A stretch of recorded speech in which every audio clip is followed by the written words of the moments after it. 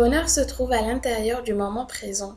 Il se vit en étant conscient que c'est le seul temps dont nous disposons, que notre vie se déroule maintenant et que nous devons être heureux en ce moment même. Nous avons souvent tendance à simplement planifier notre vie au lieu de la vivre réellement. Nous ouvrir au pouvoir du moment présent est la clé d'une vie remplie de joie et de bonheur. C'est à nous qu'appartient le choix d'être pleinement satisfait à chaque instant et d'être reconnaissant envers tout ce que la vie nous offre. Ressasser le passé et surtout s'attarder sur nos regrets ne peut que dépouiller le moment présent de son aura de bonheur. L'inquiétude ne protège jamais des chagrins de demain, mais éclipse toujours la joie du moment présent. Au fil des années, l'auteur a rencontré plusieurs personnes atteintes du cancer. Elles s'entendent généralement pour dire qu'au moment du diagnostic, il se produit deux choses. Le temps semble ne plus avoir les mêmes dimensions.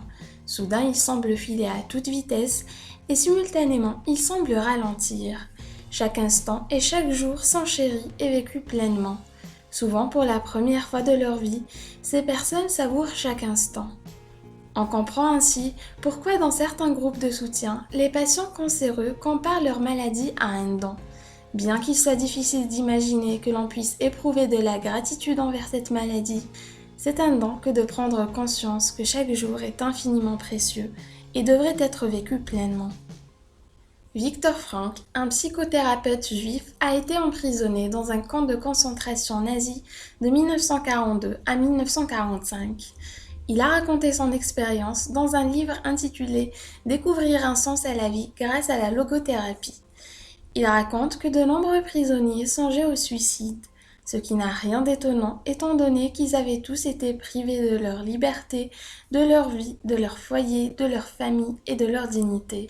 Il a constaté que l'on ne peut pas convaincre quelqu'un de demeurer en vie en lui disant que le monde a quelque chose à lui apporter, qu'un certain bonheur l'attend dans l'avenir. Cependant, si on arrive à aider un individu à voir que le monde attend quelque chose de lui, à lui faire comprendre qu'il peut faire le bien autour de lui, il choisit presque toujours la vie. Le plus grand bonheur de la vie tient toujours de ce que l'on donne et non pas de ce que l'on reçoit. Les gens les plus heureux en ce monde sont toujours des donneurs. Si nous voulons vivre une vie remplie de bonheur, le fait de comprendre que nous avons le pouvoir de donner sans limite est d'une extrême importance. Que ce soit d'être souriant, aimable, généreux, ce qui compte, c'est d'apporter notre contribution. Nous ne sommes qu'un maillon dans la grande chaîne de la vie, mais nous avons tous quelque chose à apporter à notre façon. Un individu ne commence à vivre que lorsqu'il s'élève au-dessus des limites étroites de ses préoccupations individuelles pour embrasser celles beaucoup plus vastes de l'humanité tout entière. Ce n'est pas savoir qui pose problème, mais plutôt de mettre en pratique. On sait tous comment avoir un corps sain, mais on mange n'importe quoi. On sait tous que fumer c'est mal, mais on le fait quand même. Et on sait tous que l'on doit prendre soin de nos relations, mais on s'énerve pour un rien. Si la prise de conscience est la première étape du processus d'apprentissage naturel, alors nous pouvons dire que nous agissons en fonction de ce que nous savons. Cette idée toute simple peut avoir une grande influence sur la façon dont nous apportons des changements à notre vie. Nous devenons ce à quoi nous prêtons attention. Plus nous entretenons quelque chose dans notre conscience, plus nous avons tendance à agir en fonction de cette connaissance. Il n'est jamais trop tard pour découvrir ces perles et pour les intégrer dans nos vies.